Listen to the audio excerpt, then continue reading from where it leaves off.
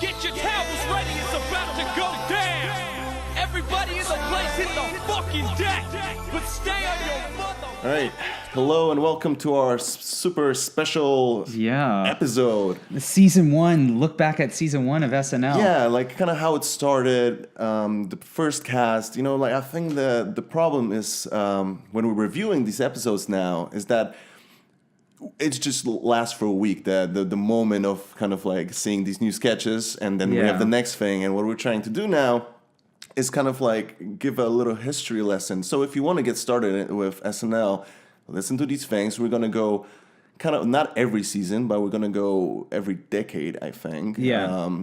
This episode is going to focus solely on the origin of the show. Yeah, in season 1. In season 1. Probably with the next time we do it, if people want to hear it, we'll probably talk about what happened over those next 10 years with the show. But right now, let's just focus on how Saturday Night Live, a show that's been on for 44 years, started. NBC Saturday Night, ladies and gentlemen, George Carlin. SNL is actually kind of an accident show. It happened because Johnny Carson was tired. Yeah. Pretty much, right? And I think it's 1974. We have The Tonight Show, which right now people know as Jimmy Fallon's show. Yeah. The main late night talk show.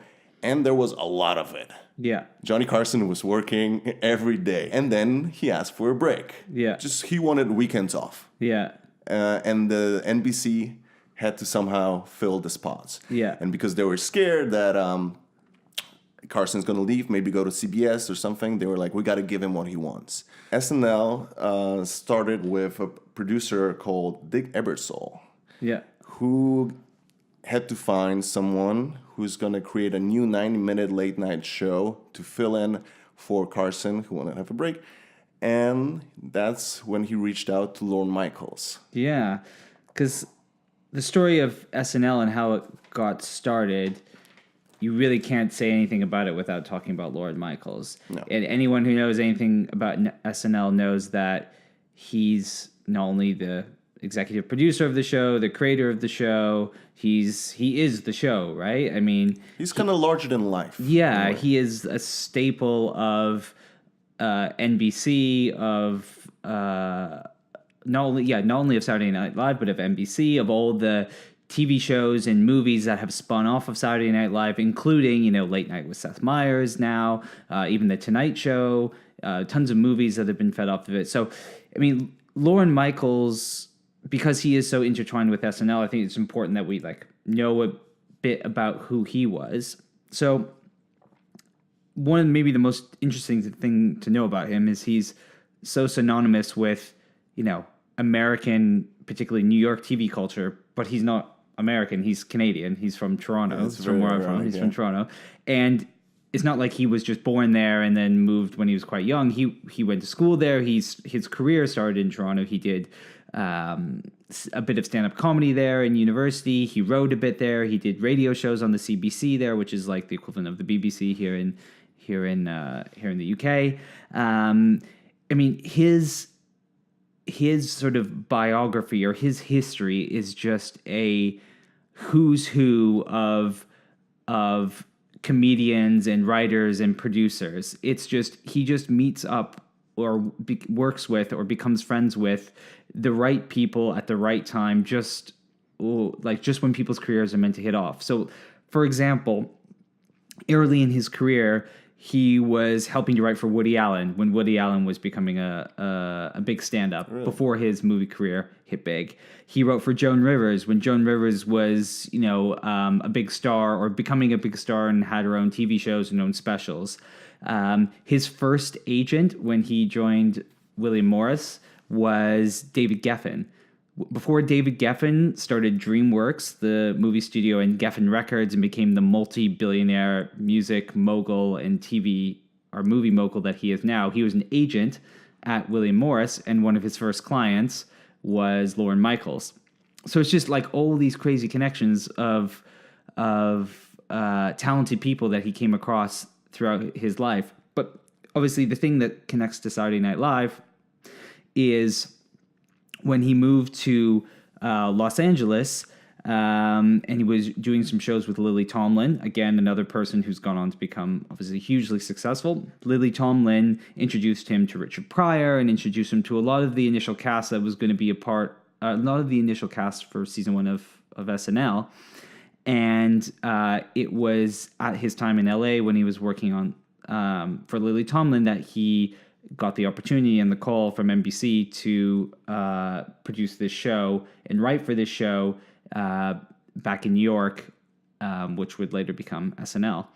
And it's just a really interesting story because it was pretty much all of these connections are necessary for him to create SNL. That if he hadn't met Lily Tomlin, he wouldn't have met some of the people that were going to be members of the first cast. If he hadn't written on a bunch of these shows before, he wouldn't have had the sort of clout that he had at the time to demand what I learned was a 3-month pre-production time for the show, which the network thought was quite long at the time. They thought they wanted to probably get it on air as soon as possible, but he demanded 3 months of pre-production time to get the cast together, to get the writing together, and it helped make the show, first season, such a big success. It's also important to mention that in the 70s, TV production or film production in New York was kind of dying out, and what they wanted to do is put the whole production of SNL into one place, right? So they used the Rockefeller Building for that. And they gave him Studio 8H, which now is legendary, but back then it was kind of used for like orchestras, some weird TV segments and stuff like that. So like you said, they only had like short time to prepare the show, like you said, 3 months.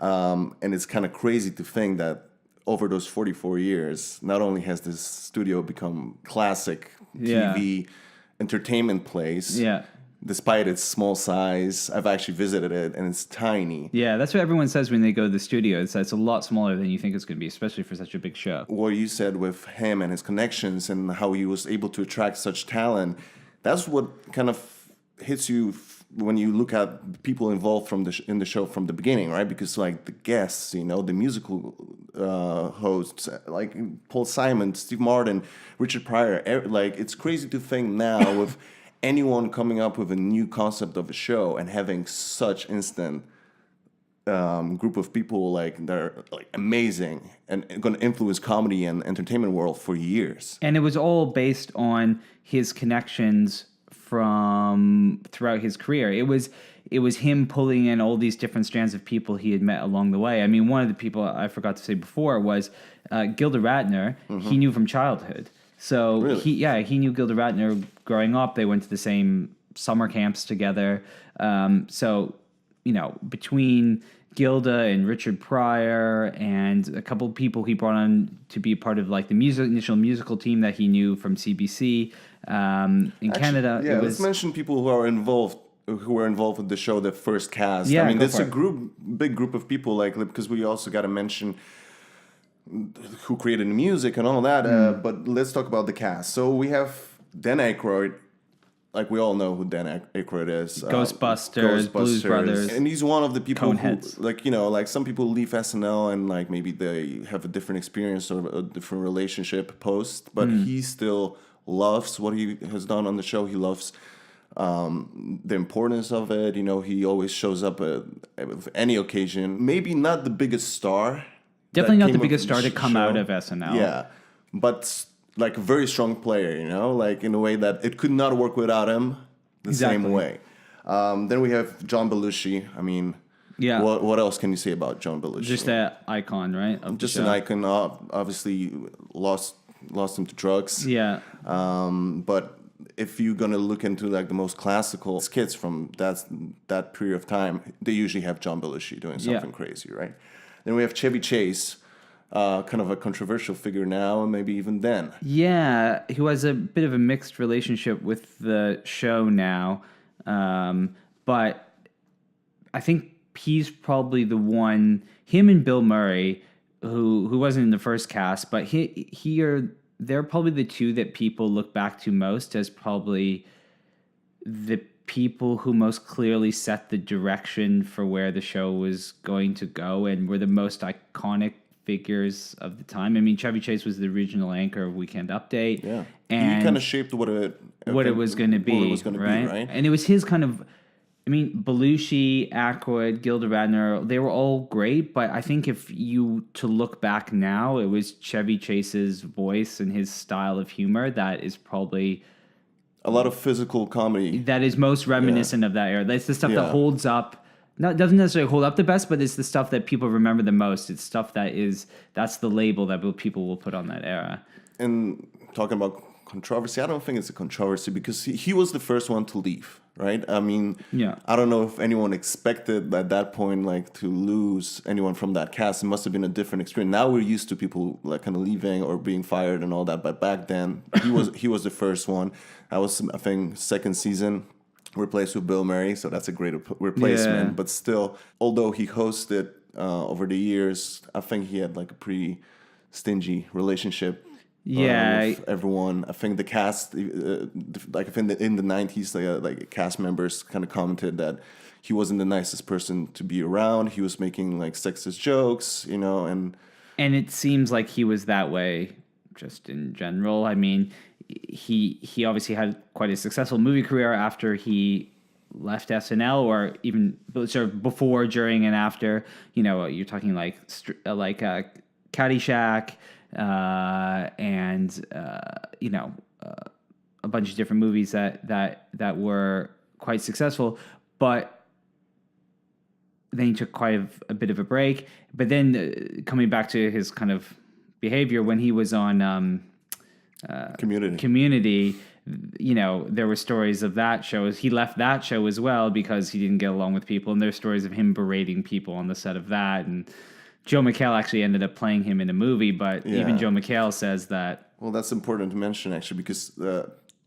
one steady thing with this is that most people came from National Lampoons. Yeah. And I think nowadays National Lampoons is remembered differently than what it was back then because of the movies, right? Yeah. You know, Animal House. National Lampoon's Vacation. And like the Christmas film that they've done, you know, it's classics, right? But back then they were known for kind of like the precursor to SNL in the way that they would comment on politics, you know, doing weird skits. You know, it was a magazine, basically. Right? They did some radio bits as well. But a lot of these guys came from there, including Chevy Chase. Yeah.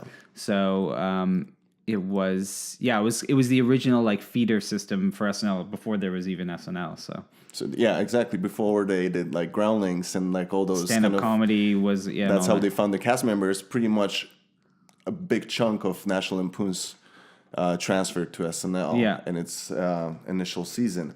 Other people worth mentioning, I mean, like, let's talk about the women of the show, because they're hugely important for like the influence on female comedians in the future. Right? I mean, Gilda Radner is still talked about, despite like, you know, like just her career being like pretty much, I mean, also lost her early, I think, to cancer. She was in a relationship with Bill Murray as well. She's still remembered. I mean, her Rosanna Dana bit was still done by Emma Stone at the 40th, which is actually, Emma Stone did a great job with She that. did a great job of it. They like her and Jane Curtin, who then replaced Chevy Chase as the host of Weekend Update. Hugely influential for women, just to show, you know, that they can be such important parts of that cast. You know? Also, Garrett Morris, who was the only African American cast member. Also, Michael Donahue, Lauren Newman. I don't know as much about them. There's George Coe. But that was the primary cast. Yeah. And then we have additional players, which is, to me, one of the most important ones is Albert Brooks. Yeah. Who now we know as an actor. He did a great job in Drive, playing a villain. I don't know if you remember that. But back then, he did kind of pre-filmed skits. Kind of the original digital shorts. It's very cool to kind of see those. They were very simply filmed. It's usually him talking on camera. This one bit, I think, is from a Richard Pryor episode where he just like, he's in bed because he says he couldn't make the video because he was sick, you know. There's some very cool ideas that he has done. And also, he only did like, I think, 7 skits for them. Right. But I think just for like his influence on the future of what they're going to do with commercials and kind of parodies and obviously digital shorts. Like his role is immense, you know. Yeah. Even Ben Stiller, like when he was going to get on the show, he mentioned that that's what he wanted to do. He wanted to be like Albert Brooks, and that's why he felt like he didn't fit, because SNL wasn't ready to actually go into pre-filmed things as much as they do it now, Yeah. right? It is interesting to look back at some of the sketches, because the way they did sketches in the first season and the way the show was structured, it is similar to what it is now, but there are some quite significant differences. Oh, yeah, it was a much different So, show. like, a couple of things, because in preparing for this, obviously watching a bunch of the episodes, and I was looking back, and a couple of things that struck me were, and we were talking about before, is that the sketches were a lot longer. Some of them were really long. Like, there was this Star Trek Last Voyage sketch. I was watching it this morning. 15 minutes or something. Crazy. They're like short plays almost. Same with there's like a Killer Bees sketch, the Killer Bees home invasion. It's like, again, like 10 minutes long. And also a couple of the small things that are different as well. Like they titled the sketches a lot. Like they would put the title on the screen.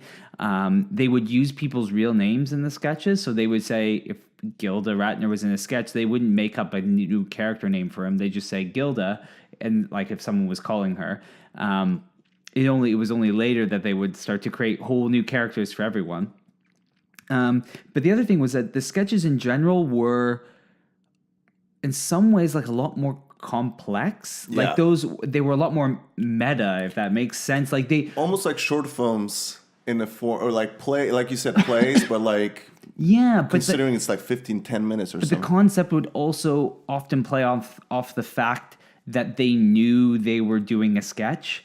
So, for example, in the Star Trek Last Voyage one, the sketch kind of ends with them taking apart the set and people slowly falling out of character. So it's this weird meta thing where half the people in the sketch know that they're in a sketch, half the people don't, but then the people who don't know in their sketch slowly start to realize that they are in a sketch, and then eventually the set gets taken apart. And same with the Killer Bees home invasion sketch.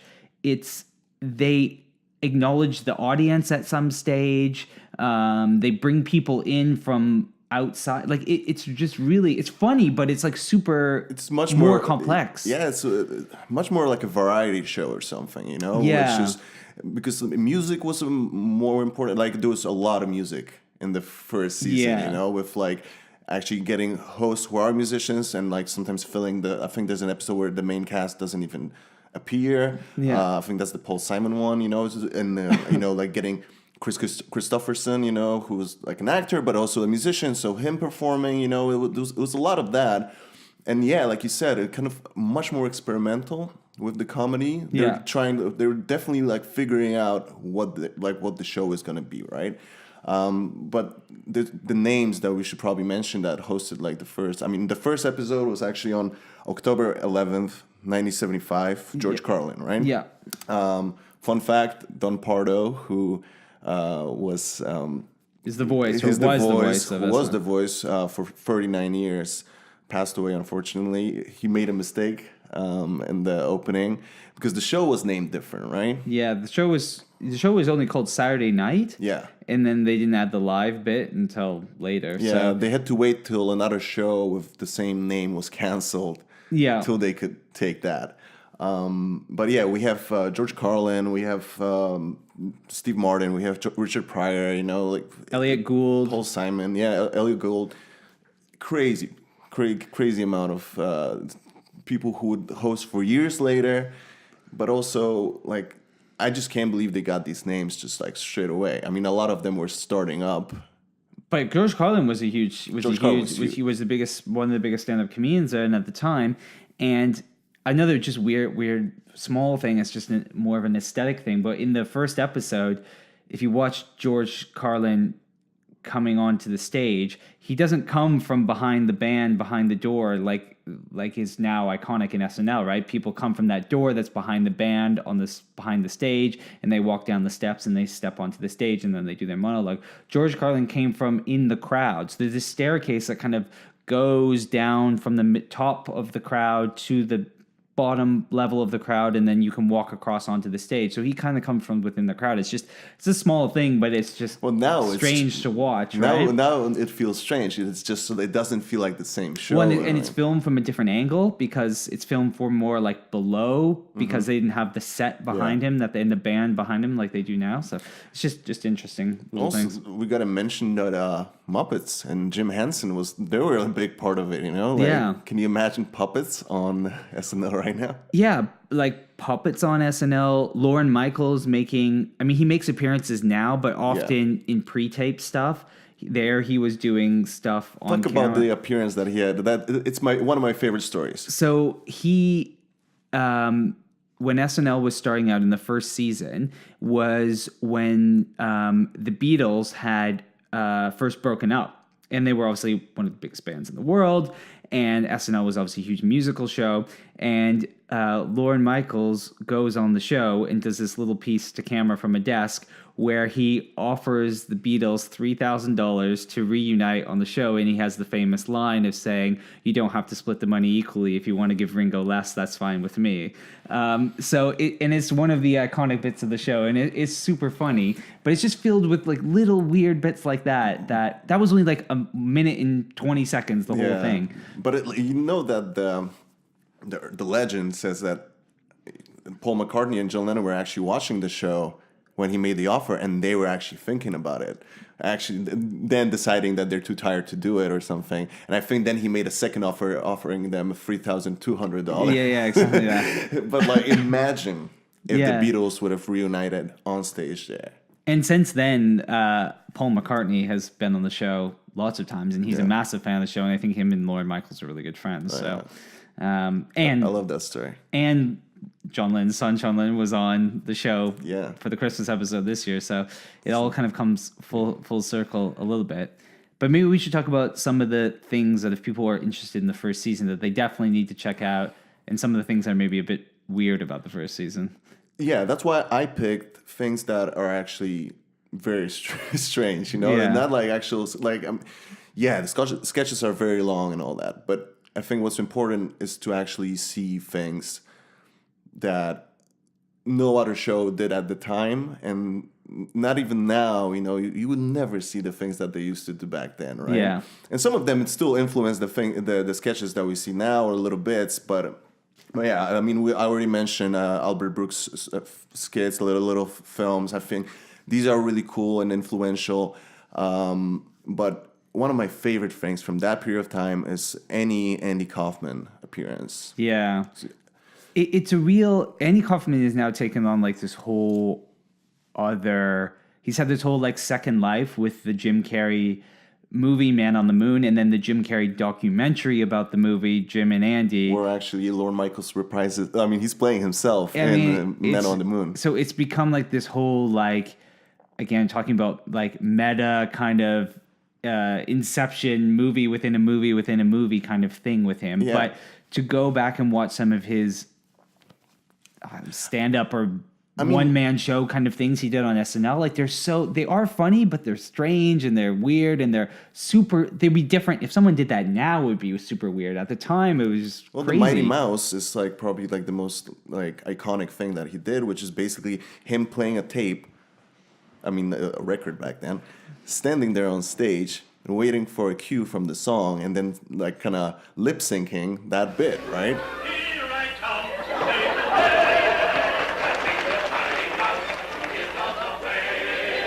if or when there is a wrong to right, Mighty Mouse will join the fun. I mean, it's nothing, and it's actually showed in the film Man on the Moon, right? Like when Jim Carrey does it there, but it's just such a bizarre bit, and somehow it's not even that it's hilarious. There's something kind of, I don't know, pristine about it.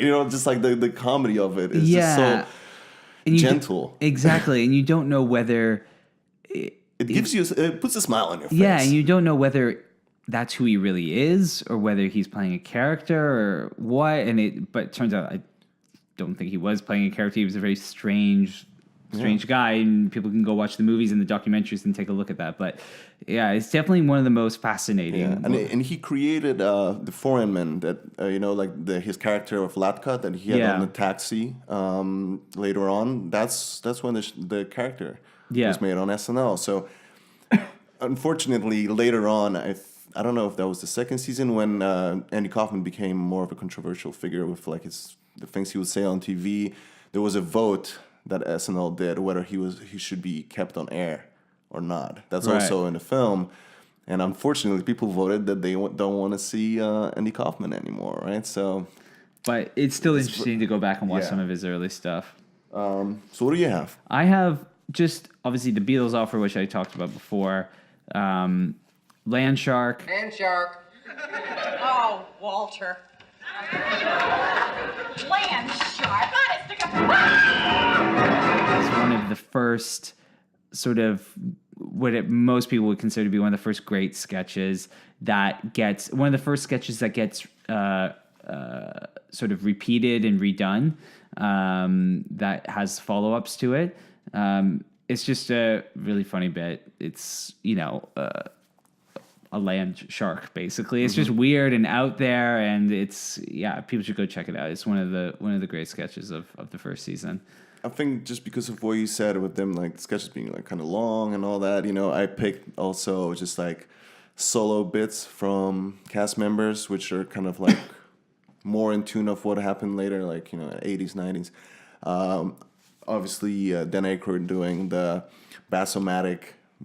He did it a couple times. So, different versions of that, which is basically him being like a really quick, really fast salesman. Yes, fish eaters, the days of troublesome scaling, cutting, and gutting are over. Because Super Bassomatic 76 is the tool that lets you use the whole bass with no fish waste without scaling, cutting, or gutting. Here's how it works. Catch a bass, remove the hook, and drop the bass. That's the whole bass into the Super Bassomatic 76. Now adjust the control dial so that bass is blended just the way you like it.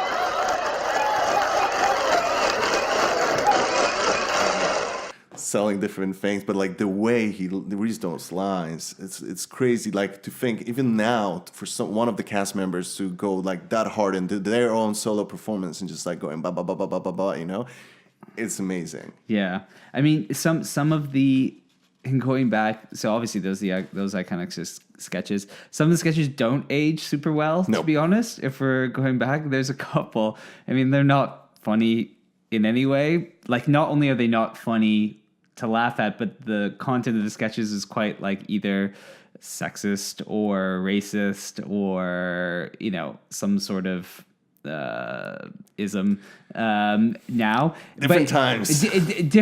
Truly different times, but it's going back to what we were saying before. I mean, in some ways SNL was super progressive with the people that they had, but in some ways it wasn't. I mean, if people want to check out, there's this sketch with John Belushi and Gilda Radner called Tough Director, where basically the joke of the sketch is that Gilda Radner keeps John Belushi's a director and Gilda Radner's an actor, and they're rehearsing a scene, and Gilda Radner she doesn't even get the scene wrong, she keeps doing it, and John Belushi keeps not liking what she's doing in the scene, and then while he's telling her that he doesn't like it, he sort of hits her or punches her or pulls her hair or slaps her in the face, and she just takes it, and that's kind of the joke, and it's just it's cringe to watch. It's really bad.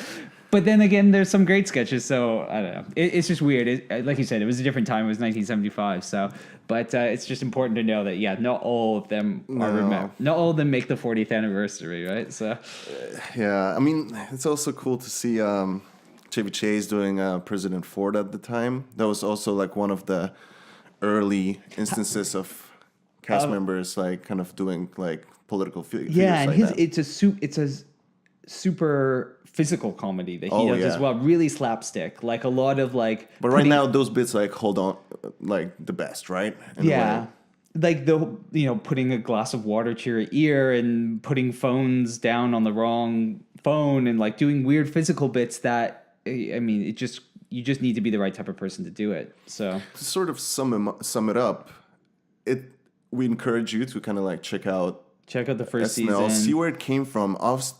I don't think people would get like the same laughs as we might be getting now or like in the 90s or 80s, the show changed a lot, and the comedy, like you said, aged quite a bit. Yeah. But just to see the process, like that, because now it seems that SNL is just so rigid in its format, but it's important to see that, like anything else in the creative process in TV or something, it was a process of like figuring out what it's gonna be. It's kind of amazing what things used to look like, but also what stayed with us all the way through, all the way till now. If you think about 44 years, of this show, and like still being this consistent.